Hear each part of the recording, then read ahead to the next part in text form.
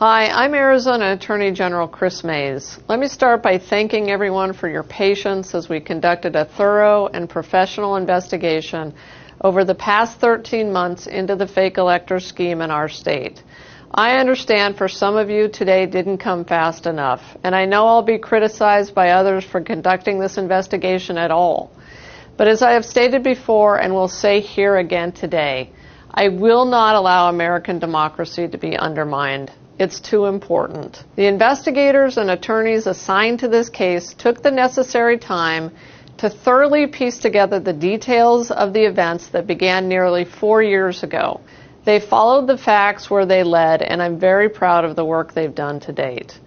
We're here because justice demands an answer to the efforts that the defendants and other unindicted co-conspirators allegedly took to undermine the will of Arizona's voters during the 2020 presidential election. Arizona's election was free and fair. The people of Arizona elected President Biden. Unwilling to accept this fact, the defendants charged by the state grand jury allegedly schemed to prevent the lawful transfer of the presidency.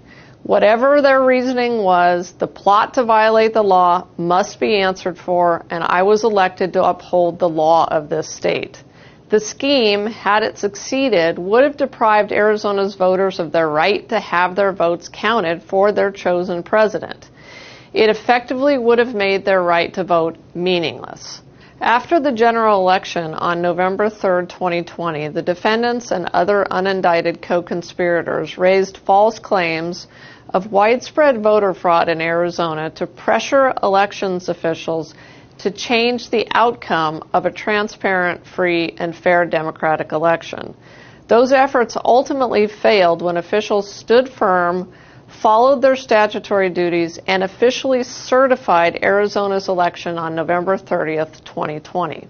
The defendant Republican presidential electors, allegedly plotting with additional defendants, then voted for Mr. Trump and Vice President Pence on December 14th, 2020, falsely claiming to be the duly elected and qualified electors for President and Vice President of the United States from the state of Arizona.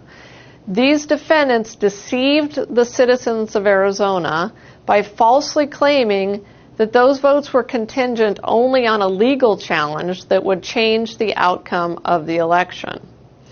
In reality, the defendants intended that the false votes for Trump and Pence would encourage Vice President Pence to reject the certified Biden-Harris electors' votes, regardless of the result of any legal challenge.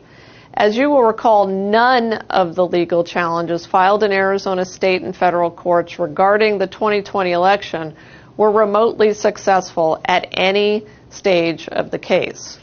When combined with the 6 other states where Republican electors sent in uncertified votes for Trump-Pence, the defendants wanted Pence to declare Mr. Trump the outright winner of the election, or to send the vote back to friendly legislatures that would have certified Trump-Pence as the winner of the election.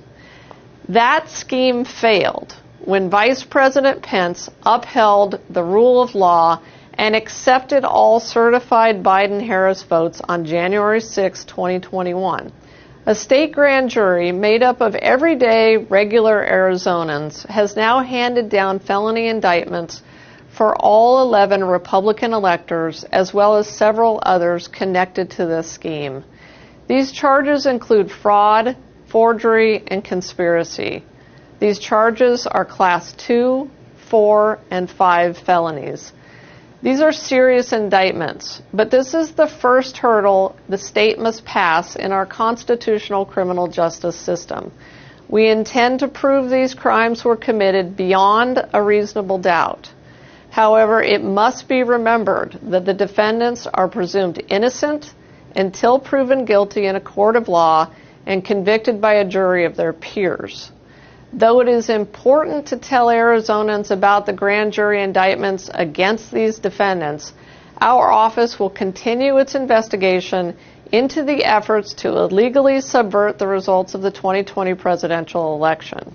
Please understand that any additional information provided by my office on this investigation will be limited and brief and based on the information currently outlined in the indictments as we move forward in prosecuting this case.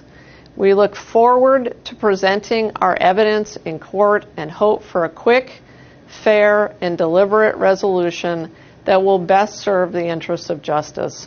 I ask that everyone respect this process. Thank you.